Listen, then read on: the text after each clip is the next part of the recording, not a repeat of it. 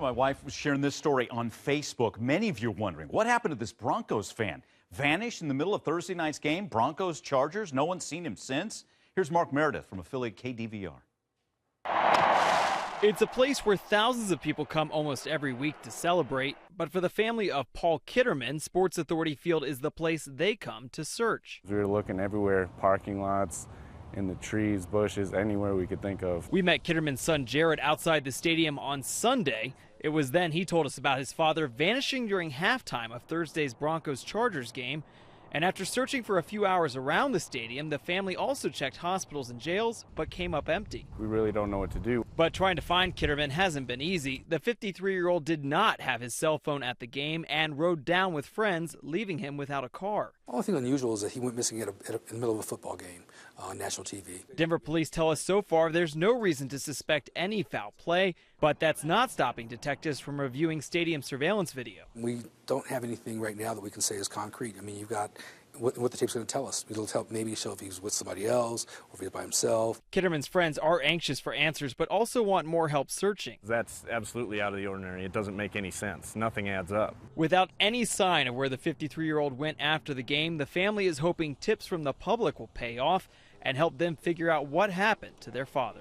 Anything that they think can help, call Denver PD. So again, everybody is baffled here. Joining us now, CNN correspondent Jean Casares, friend of the program, following this one closely. Jean, you spoke with someone who went with him to the game, one of the last people to see him.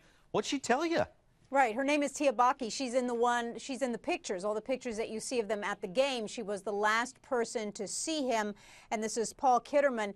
She said that she and her friend had season tickets, but they got 2 extra tickets for last Thursday night's game. So she invited Paul and his stepson to come, and they actually gave them their seats, which were better seats. They took the seats that were the tickets left, the extra tickets. So she said that he was so excited to be there. He'd never seen it in person, always just watched on television because they live about 2 hours away from Denver. At intermission, they were all next to the restroom.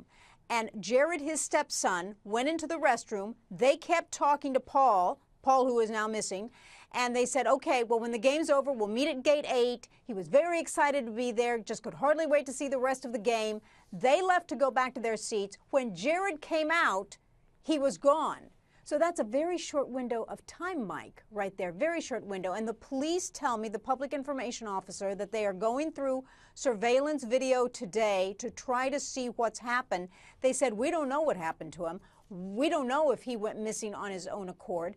And Tia Baki, the close family friend, says something happened to him, bad, because he wouldn't just walk off. He's never done that before. He does like to spend time alone, but he always tells us where he's going. If he ever goes alone, riding on his horse, for instance, and then he comes back.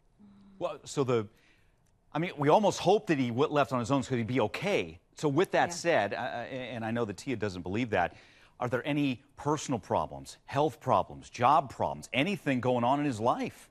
I asked all of that. How's his health, mental health? Fine. Alcohol. Was he intoxicated? No, she said. I asked, would he have been overwhelmed by the crowd? Because remember, small town, this is one of the biggest stadiums in the country.